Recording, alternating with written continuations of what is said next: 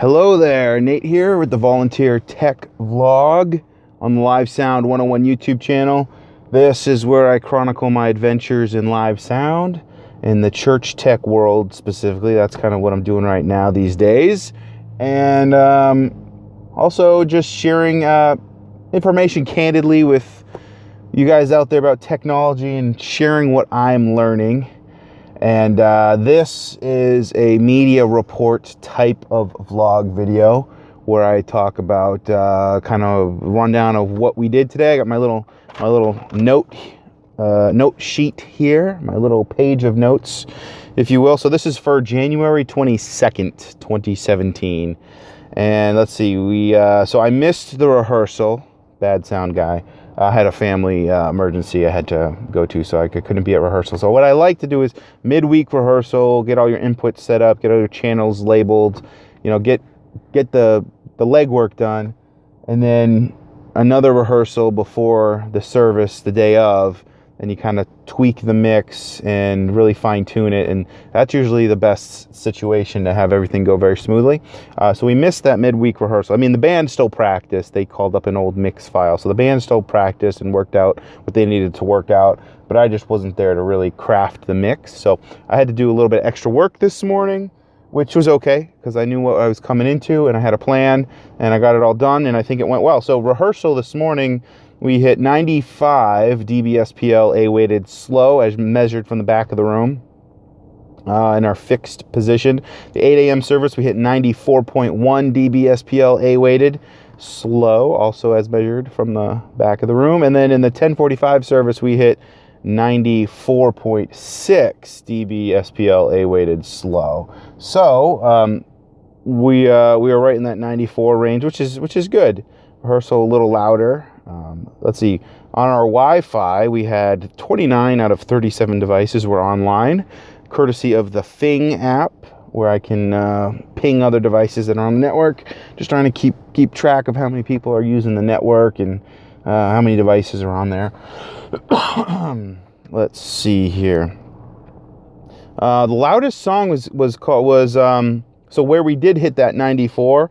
That max in both services was the special music, which was All the Poor and Powerless, which more people might recognize the song as Hallelujah.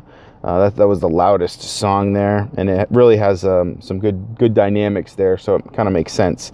It starts off pretty quiet, and then it really has a nice build up in there. Let's see. So the dBSPL meter that we use is an X-Tech, E-X-T-E-C-H, X-Tech, and it is an X-Tech SL130. So this is a sound level alert device. Pretty good. Got to look up how much it was. We've had it for a while, but pretty nice little meter there. It has some important functionality. And then let's see, what else do we got? We got, so Seth gave his testimony. He was doing video. He was doing the Pro Presenter. And he gave his testimony up there also. And really, really powerful story. Yeah, won't leave it at that. But really great to hear Seth's story. Let's see. Oh, ministry fair coming up next week. So they're doing a ministry fair so that you can see different places where you can volunteer and get involved. So I got to think about representing the media team at the ministry fair, maybe setting up some sort of booth or something, or, just being there with the sign so people can talk to me if they want to do it. So that's really important. I feel like we got to think about that. I got to talk to Josh about that, see what our presence should be like at the ministry fair. I'll definitely plan on being there. Triannual meeting coming up on the 31st, so I definitely need to go to those. I haven't been going to all of them, but I definitely need to be better about going to those business meetings. Oh, my little love note for Josh. So I made Josh an IR signal flow sketch to kind of see how we're going to place the Xantech IR repeaters into our system. So basically I put the Xantech box on a shelf in the video rack, the video distribution rack, and where I placed that box is kind of where I think the connection block should exist. I think it should be dual locked down right next to our video distribution, since it's going to go right into our Extron transmit receivers. And that is where I placed the box. And I put a little note with a signal flow about how we're going to connect that up. So I think we already talked about it, but just in case you needed to know, I just basically sketched out a signal flow of how I would connect it. And you might do something a little different or have a different idea once you get into it, but basically kind of what you want to do is put that IR, what do you call it? The receiver is like, they call it a little like peephole receiver. It looks like a peephole in a door, and you just basically drill a little hole in a rack panel and put that receiver right there high, make sure it's mounted high up in a rack, and then you run the cable all the way down to the bottom of the rack where the connecting block is, and that allows the person who's turning the displays on and off to, you know, just look over and point the remote at the top of that rack. It's just a natural thing, and they can, with a click of a button, turn on all the displays or turn off all the displays or switch all the inputs. So that'll be handy. And then the connection block is going to go down to the bottom, and the connection, so from the receiver down to the connection block, it's a red 3.5 millimeter plug. Now then there's 4 emitters that are yellow that plug into that connection block, and you're actually what you're going to do is cut the cable. So the emitter is like a pre-made cable assembly with a yellow plug on one end and an emitter on the other end. We're actually going to cut that cable, plug the yellow part into the terminal block, and then take that bare end, plug that into the Extron DTP DVI transmitter, because there's a little 2-position Phoenix connector the bare wires are gonna screw into, and then that IR signal is gonna get extended over Cat5 to each display, and then you're gonna take the other half. We just cut that assembly in half. We're gonna take the other half and locate it at the display, and again plug it into the IR of the Extron DTP DVI receiver, and then locate where the IR probe is, or the IR emitter is, at the display, and just stick that thing on so it can so it can deliver IR commands to that display. So that's kind of the basic idea of what you're going to do. The sketch more or less, you know, shows that. Anyway, just in case Josh wants a little project to work on, it shouldn't actually take too long. I think you just put that little connection block in there. Oh, getting a phone call. Hang on a minute. All right. Sorry about that. Had to answer the phone, but I just edited that out, so it shouldn't really matter for you anyway. So, well, I'll keep going. So that's the deal with the Xantech IR extender. So yeah, it's probably, I don't know, it's probably about a couple hours worth of work, maybe 2 or 3 hours. Shouldn't take too long, and it shouldn't be too hard, but the trick is to locate that connector block near the transmitter. So that little jumper cable you make only has to be about 3 foot or whatever. And then probably the trickier bit after you get the rack all wired up is the other end, because you're gonna have to go up on a ladder to get behind the 2 sanctuary displays.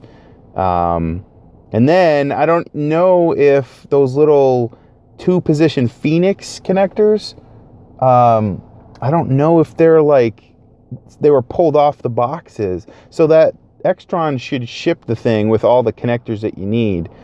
But if the connectors weren't in use at the time of install, the installers might have taken them out and they're in a bag somewhere or a box somewhere, or we need to order new ones. So that's the only little wrinkle we might run into of why anyway, the IR upgrade would be bogged down potentially, or not go smooth. So that's the deal with the connection block install. All right, so that's pretty much it for my media report for today. I did want to say that Dynamics. I wanted to just mention about the music today. So Pastor Pete played, and Marcos was on drums, EJ on guitar, Eric on bass, Emily on vocals, and they did a great job, really like planning out the songs. And one of the songs in particular, there was just a moment of like excellence I wanted to kind of point out, and it has to do with the dynamic. So they were doing In Christ Alone, and there's one line in that song that says, you know, then bursting forth. And what they did was they really dialed down the dynamics to a very like soft level. They brought everything way down right before bursting forth. And Marcus had this accent that he did with the drums. I can't remember exactly what it was. I have to go back and listen to it. I think he either did some sort of a fill or a roll on a cymbal, but he did something to accent this point in the song, and Pete was right in line with it. So they brought the thing way down, and then it was like, then bursting forth, and like right when they hit fourth, it was either right when they hit the syllable from fourth or from bursting, they just took it to a new level, and you could just tell the way that they did it. It was just very emotional, because they like that's what dynamics really does to a song. That's when the musician also, I mean, it's more than just dynamics. I mean, it's the dynamics of the song. It's the band that's in sync. They are anticipating what other members in the band are going to be doing, and they just hit it, you know.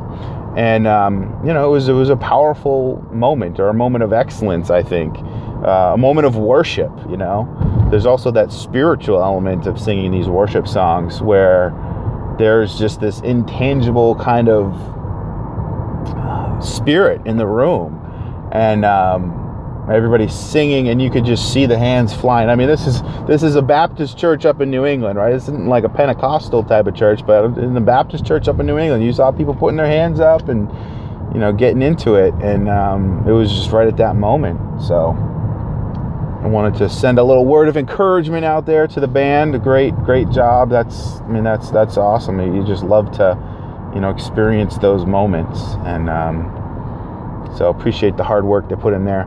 So I think that will do it for this media report here, and I think that's about it for now. Oh, I wanted to mention, so to Josh, I was mentioning that little love note I made. So I made that little sketch. I tucked it inside the Xantech box. So when you look at the rack and you see that little box sticking out there, that's kind of the location of where the connection block should be dual locked down to that shelf. I think right around that area. You'll probably want to just double check the cable distances, because there might be a cable limitation as well. You want to make sure you have a good cable path up to the receiver, wherever that ends up existing, but somewhere high. So the receiver needs to be high, the connection block needs to be low somewhere. But then that little note on this yellow paper, not this specific yellow paper, but I folded it up and tucked it inside that box with the Xantech. So anyway, hope you find that helpful. I know Josh usually watches these videos, so at least get him thinking about what I'm thinking about, and then he can go from there and finish the install. But yeah, it's probably a few hours worth of work if you can find those little orange two-position Phoenix connectors with the plus and the minus. So pretty easy to wire up. It's just kind of like a speaker terminal. You know, you got your red and your black, or your positive and your negative, and that's all you really need for IR. Alrighty. Thanks for watching. Thanks for subscribing. I will see you in the next video.